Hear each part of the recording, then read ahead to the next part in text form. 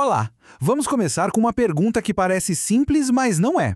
O que uma pessoa e uma empresa podem ter em comum? A resposta para isso está num conceito fundamental do direito civil, sobre o que exatamente significa ser uma pessoa aos olhos da lei. E é essa ideia que vamos desvendar agora. Pois é, essa pergunta vai direto ao ponto de como o direito civil enxerga a identidade e o papel que cada um de nós, e até mesmo as empresas, desempenham na sociedade. É uma forma bem diferente de pensar. Para a gente conseguir responder, primeiro a gente precisa entender a definição legal de pessoa. E olha, as raízes desse conceito são bem fascinantes. A origem do termo, vindo do teatro, é uma metáfora perfeita. No direito, pessoa é como se fosse o papel que uma entidade representa, sabe? Seja um ser humano de carne e osso ou uma corporação, é quem pode ter direitos e obrigações. E aqui está a distinção crucial na lei.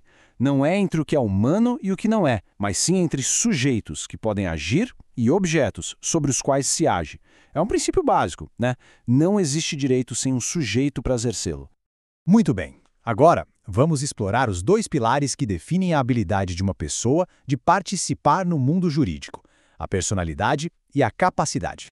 Uma forma bem boa de entender é pensar o seguinte: para a lei, toda pessoa tem personalidade, mas nem toda pessoa tem a mesma capacidade. A personalidade é o ponto de partida, é o que faz de alguém um sujeito de direito. Já a capacidade é a medida do que essa pessoa pode fazer. E essa citação do jurista Francisco Amaral ilustra isso de um jeito brilhante.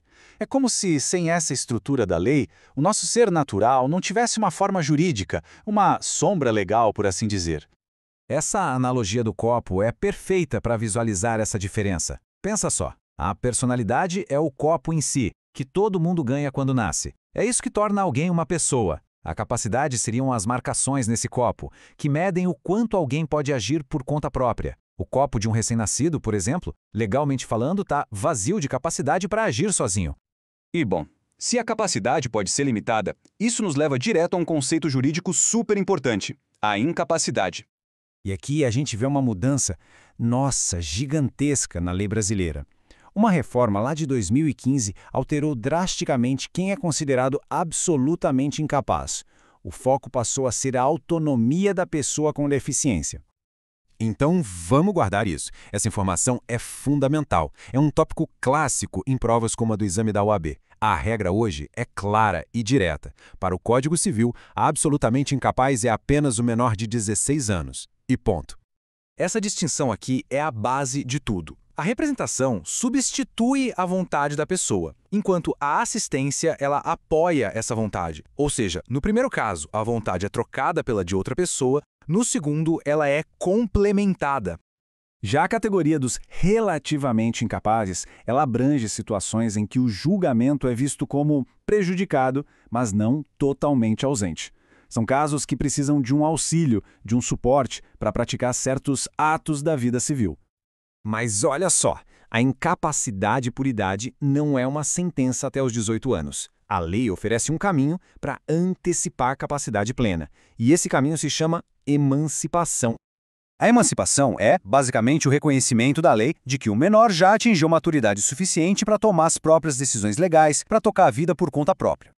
E existem várias formas disso acontecer, viu?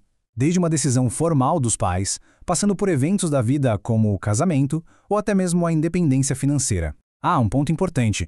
A emancipação vale para a vida civil, mas não altera a idade mínima para outras coisas, como consumir álcool, por exemplo.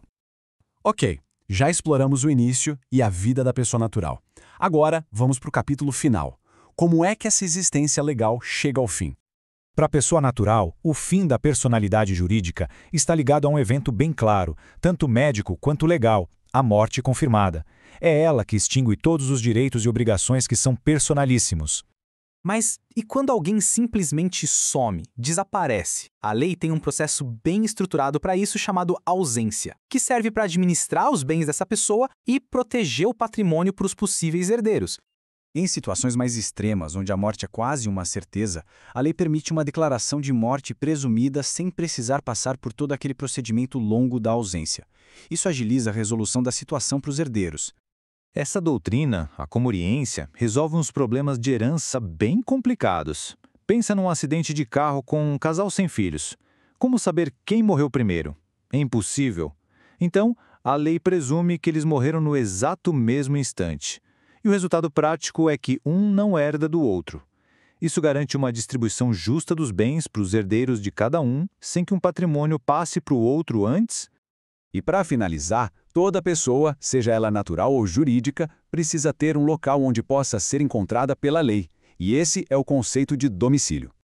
Embora a gente possa escolher um domicílio voluntariamente, a lei atribui o que a gente chama de domicílio necessário em alguns casos específicos. Isso tudo para garantir a segurança jurídica, para que se saiba onde encontrar legalmente cada pessoa. E isso tudo nos leva a um último pensamento. Se a lei é esse vidro que dá forma jurídica a uma pessoa, o que vai acontecer quando surgirem novas entidades como uma inteligência artificial avançada que não se encaixam no molde que a gente tem hoje? A própria definição de pessoa pode ser um dos próximos grandes desafios do direito. Essa discussão está só começando.